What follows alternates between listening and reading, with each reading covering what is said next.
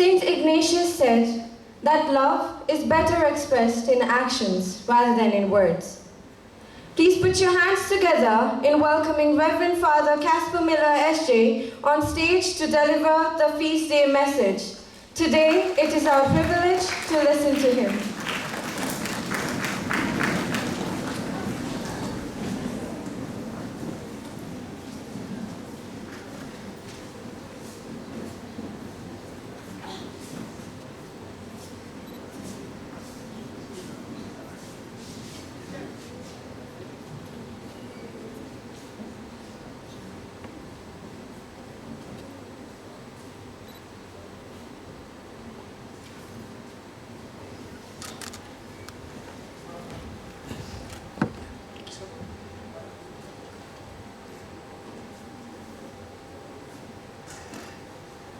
Happy Ignatius Day.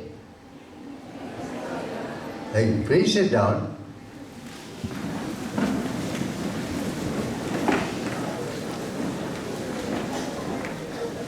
Dear brothers and sisters, there was a philosopher named Jean Vanier. He died just 2 months ago at the age of 90. And he had a wonderful life, something like St. Ignatius, but every life is different, isn't it? Your life, my life, St. Ignatius' life, Mother Teresa's life, all different, all unique. When he was a young teacher of philosophy in France, he had daily classes on a number of topics. The classes were all optional. He was the optional professor. Once in Jowlikill, I asked a student, who is going to teach this next class of yours? He said, optional miss. I said, optional miss? He's miss, she's not optional. Anyway, he was optional professor, and every day he would put up on the board what the topic would be of that lecture. And attendance was very poor because it was optional professor. So one day he said, how can I get a better audience for my words of wisdom? So he put up a notice saying, tomorrow's lecture will be on the topic of L-O-V-E, love. And the students crowded in.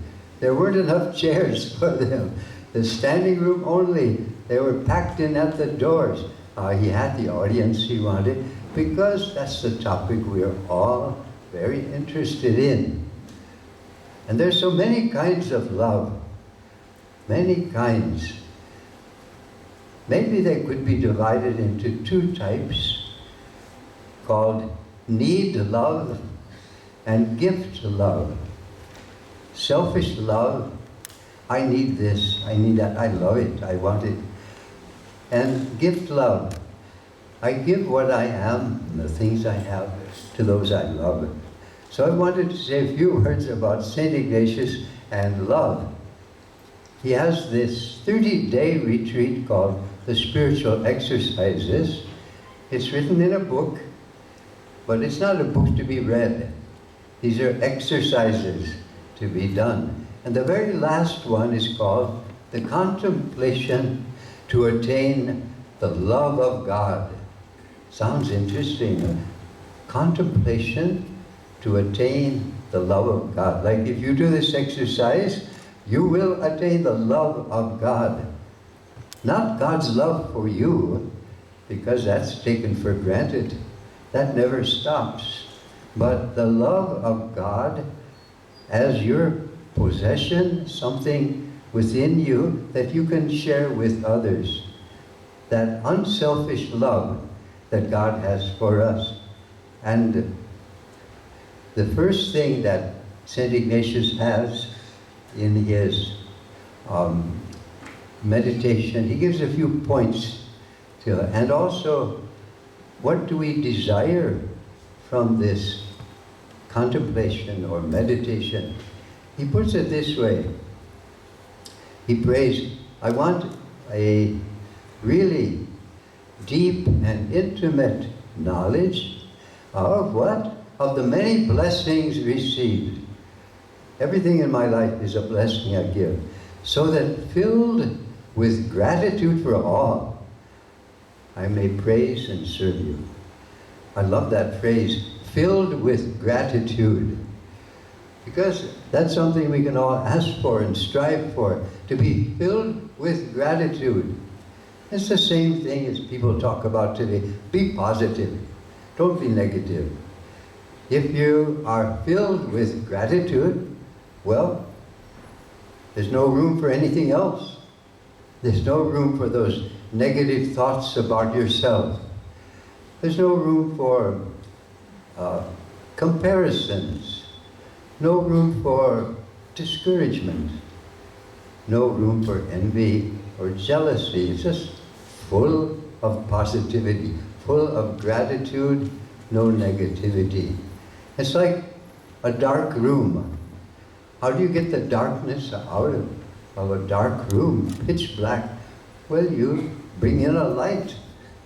Start with the light. Don't try to get rid of the darkness and then bring the light. The light will do away with that darkness. So what a wonderful thing to ask for, that I be filled with gratitude. And then, as already mentioned by our MCs, he starts to describe love. Here's his description of love, as already said, and we cannot say it too often. Love consists more in deeds, in action, than in words. Loving words are good. We should use them, but the actions are better. Actions are more sincere. See, words are cheap. Words are very cheap. And actions, that takes courage and conviction. So deeds of love, works of love for others.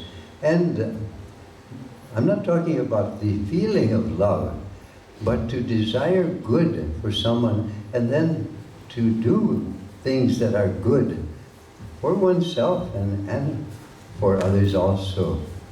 The second thing he says about love is also very good and practical, that love consists in sharing what I have with the ones I love.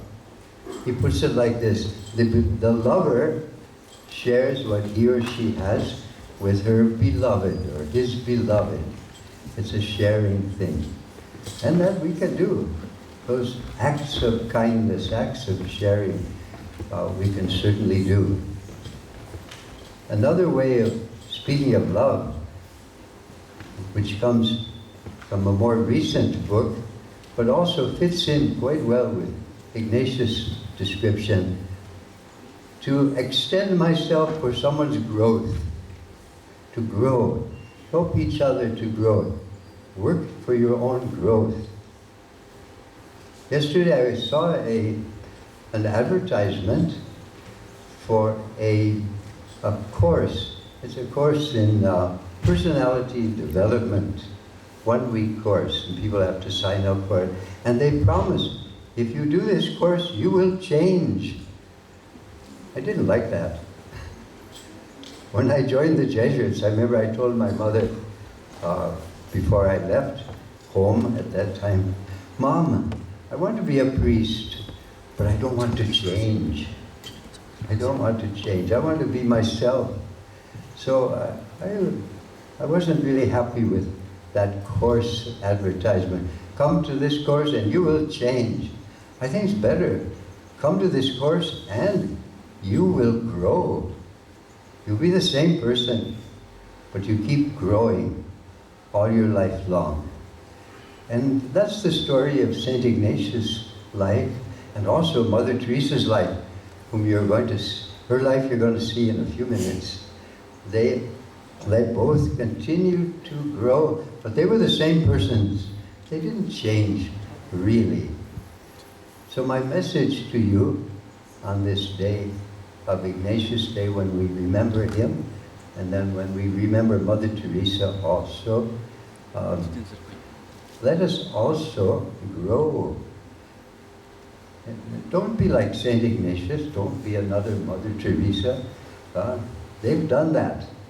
Now we have our own uniqueness now. We be ourselves, continue to grow.